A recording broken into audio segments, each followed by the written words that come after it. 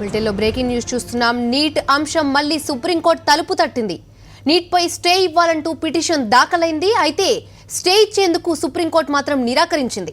దీనికి సంబంధించి పూర్తి డీటెయిల్స్ మా ఢిల్లీ కరెస్పాండెంట్ వెంకటేష్ అడిగి తెలుసుకుందాం. నమస్తే వెంకటేష్, చెప్పండి.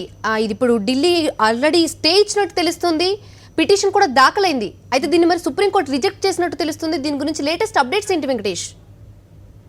నీట్ పై ఆర్డినెన్స్ తీసుకొచ్చింది కేంద్ర ప్రభుత్వం. అయితే ఈ ఆర్డినెన్స్ ఛాలెంజ్ చేస్తూ కొద్దిమంది విద్యార్థులు సుప్రీంకోర్టును ఆశ్రయించారు.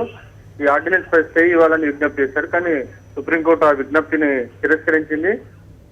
ఇప్పుడు కనుక జోక్యం చేసుకుంటే ఈ నీట్కు ఉన్నటువంటి గందరగోళం మరింత గందరగోళం పెట్టినట్టు అవుతుంది. కనుక ఈ క్షణంలో ఈ అంశంపై తాము ఎటువంటి స్టే ఇవ్వలేమని చెప్పి పిటిషన్ తేల్చి చెప్పింది. ఇప్పటికే కేంద్ర ప్రభుత్వం కూడా నీట్ని ఎక్కడ కూడా నీట్ ఇంప్లిమెంటేషన్ నీట్ అమలును ఎక్కడ కూడా కేంద్ర ప్రభుత్వం నిలువరించలేదు. కేవలం కొద్ది ఎగ్జామ్షన్ మాత్రం, కొద్ది మినహాయింపు మాత్రమే ఇచ్చింది.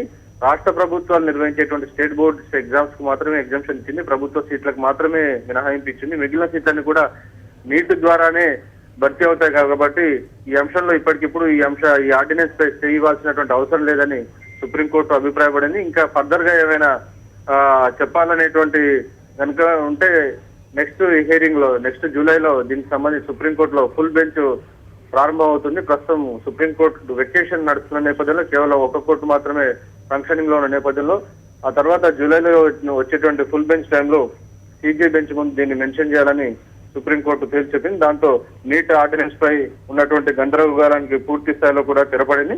ఇక ఆర్డినెన్స్ అమల్లో ఉంటుంది. ఆర్డినెన్స్ ప్రకారం ఈ విద్యా సంవత్సరానికి ప్రభుత్వ సీట్లన్నీ కూడా రాష్ట్ర ప్రభుత్వాల నిర్వహించేటువంటి ఎగ్జామ్స్ ద్వారానే భర్తీ అవుతాయి.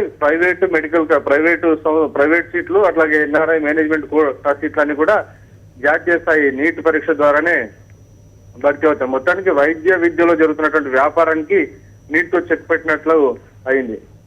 Right, thank you Venkatesh, thanks for the updates.